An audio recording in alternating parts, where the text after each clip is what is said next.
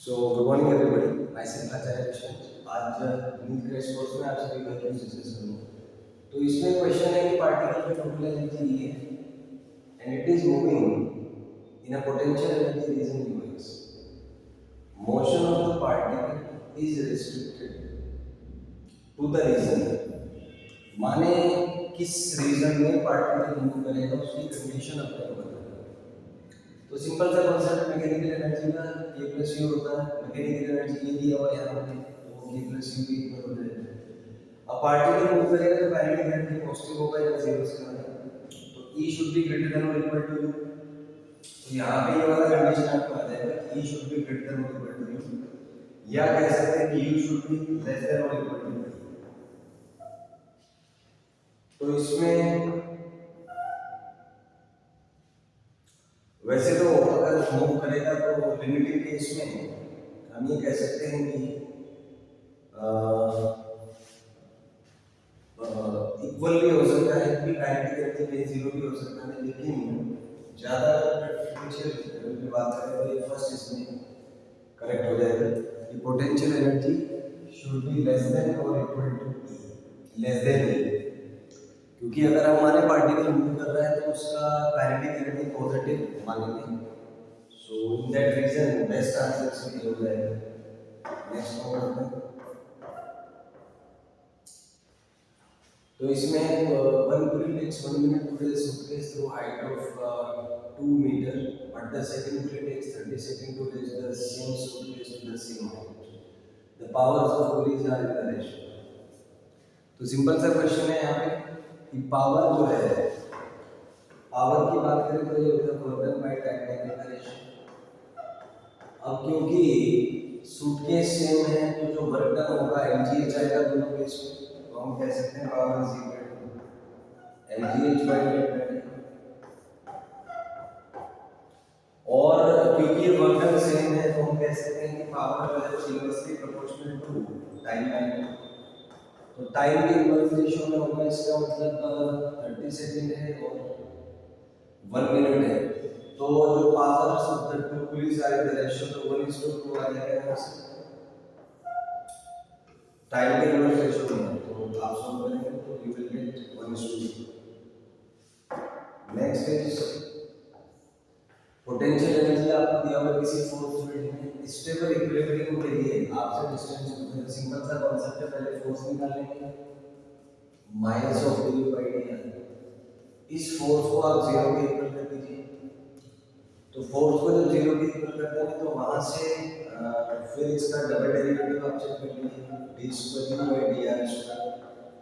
तो अगर stable equilibrium होगा तो पोटेंशियल एनर्जी मिनिमम होना चाहिए, और पोटेंशियल एनर्जी अगर मिनिमम होगा तो इसका डबल डेरिवेटिव आपको पॉजिटिव होना चाहिए। तो इस पे इसी कांसेप्ट पे क्वेश्चन सॉल्व करके कैलकुलेशंस निकालेंगे।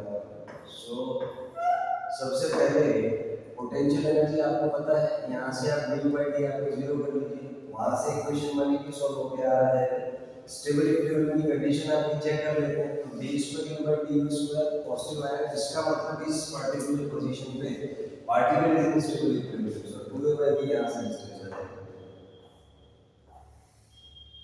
नेक्स्ट एक सॉलिड सिलेंडर है, is rolling on a horizontal surface with velocity दिया हुआ है, it collides with the horizontal spring force constant is the maximum compression produced in the spring. Simple सा concept है, अगर रोलिंग का कांसेप्ट यूज किए तो मान लीजिए कि स्प्रिंग है और यहाँ से एक सिलेंडर जो है वो मूव करता हुआ आ रहा है और इट इज मूविंग।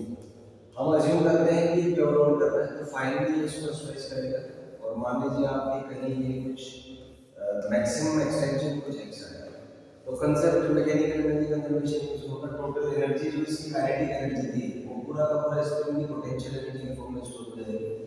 तो हम कह सकते हैं यहाँ पे कि हाफ के एक स्क्वायर है पोटेंशियल एनर्जी जो स्प्रिंग में स्टोर होगा, टोटल एनर्जी के इक्वल होगा, यानी कि half energy square 1 plus K square by R square. तो इसी कांसेप्ट पे ये क्वेश्चन सॉल्व होना है। मैं कैलकुलेशंस आपको दिखा देता हूँ। तो यहाँ से टोटल एनर्जी कंजर्वेशन से आप सॉल्व कर सकते हैं, ये half M V square plus half I omega square, इसको सॉल्व करेंगे half M V square plus K square by R square आ जाएगा। सो फाइनली कैलकुलेशंस करके आप यहाँ से x का वैल्यू निकालेंगे। Next is two spheres A and B of masses m and respectively collides. A is at rest initially and B is moving with the velocity v along x-axis. तो collision का case है. After collision, B has a velocity v by 2 in a direction perpendicular to the original direction. The mass moves after collision in the direction. तो ये simply conservation of momentum का case है. तो मान लीजिए ये कुछ केस है जहाँ पे इसका डायग्राम दिया हुआ है. तो first of all conservation of linear momentum कराएंगे अलॉन्ग एक्स एक्सिस.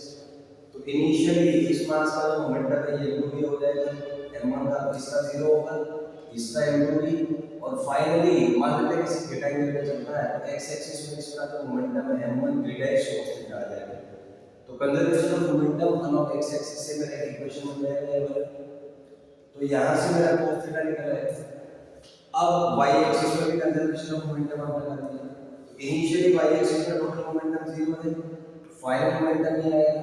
तो यहाँ से सॉल्व करके आपका एक इक्वेशन मेरा ये वाला हो जाएगा. तो यहाँ से मैं sin थीटा लिमिट कर लेंगे.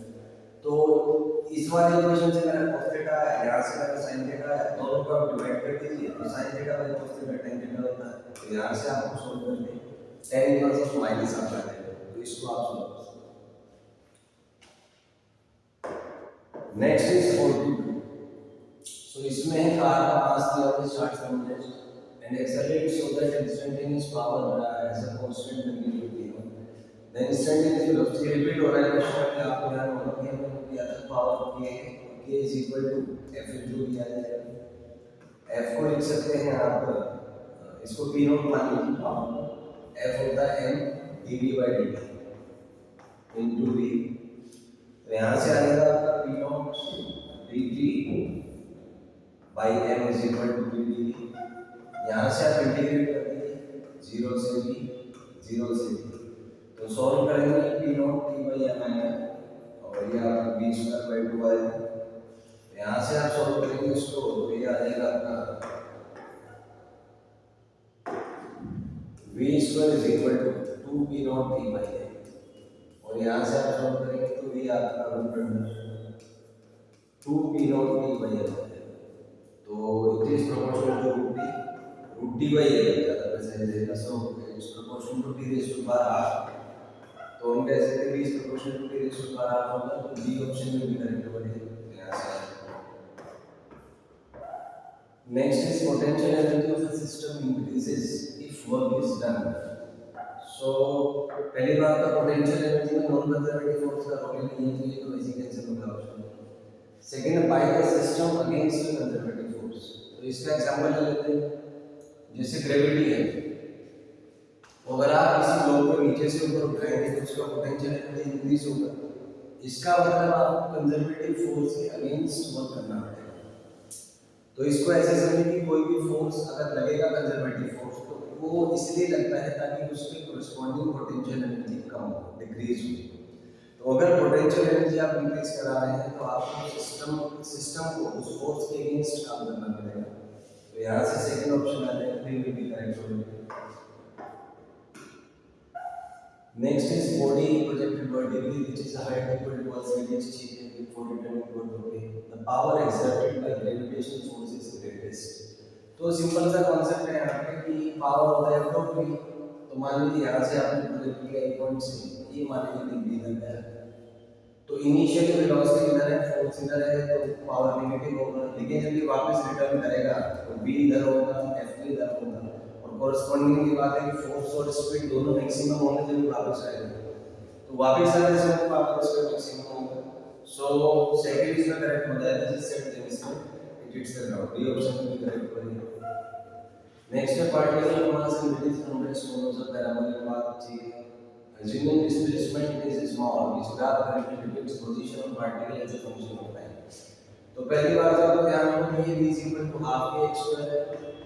तो ये ऐसे सिंपल इक्वेशन है. तो यहाँ से हमें पता है x is equal to x naught sin omega t form से इसको दिया जा सकता है. तो ये देखते हैं इसमें क्या क्या ऑप्शंस करेक्ट है. तो इसमें a हो सकता है, b और c होंगे, लेकिन sin फॉर्मूला है d हो सकते हैं. लेकिन अगर इनिशियली देखें हम तो इनिशियली इसका पोटेंशियल एनर्जी इनिशियली x 0 है, position of the particle as a function of time.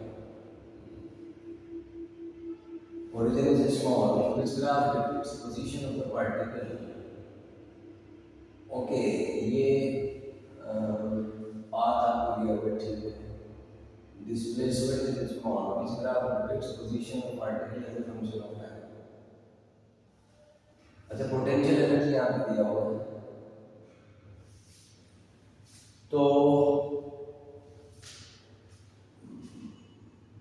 mass is small, which graph depicts position of the particle as a function of time. अब ये ग्राफ इसमें mention नहीं है कि इसमें ये ग्राफ किस चीज का है.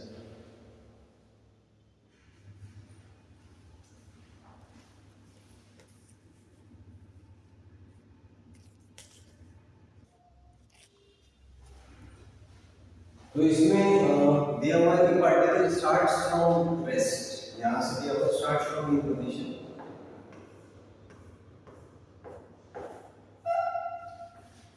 डिस्प्लेसमेंट स्मॉल है, रिलीज फ्रॉम रेस्ट.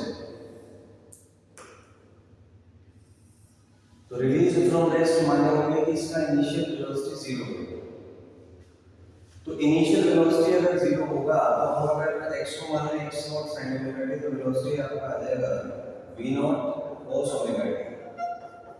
लेकिन अगर t को मैं 0 रखूंगा तो वेलोसिटी यहाँ पे 0 नहीं है, और इसमें है कि रिलीज फ्रॉम रेस्ट. तो इसका मतलब है कि x को मैं cos ओमेगा t अगर देखूं तो वेलोसिटी कहां से sin ओमेगा t आएगा, तो उसके अकॉर्डिंग इनिशियल वेलोसिटी 0 हो जाएगा, t 0. तो out of the to possible options यहाँ पे ये वाला cos वाला ग्राफ ठीक होगा, क्योंकि इसी से वेलोसिटी आपका 0 है, तो इसी वजह से ये ऑप्शन मेरे करेक्ट होगा.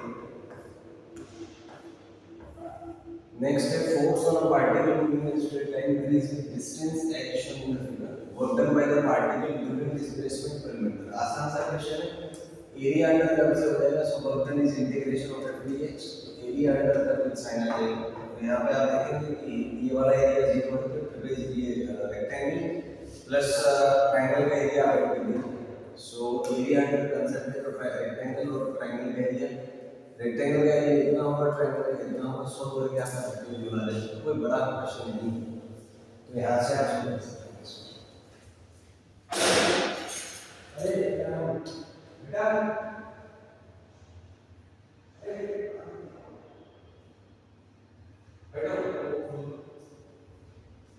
क्लासरूम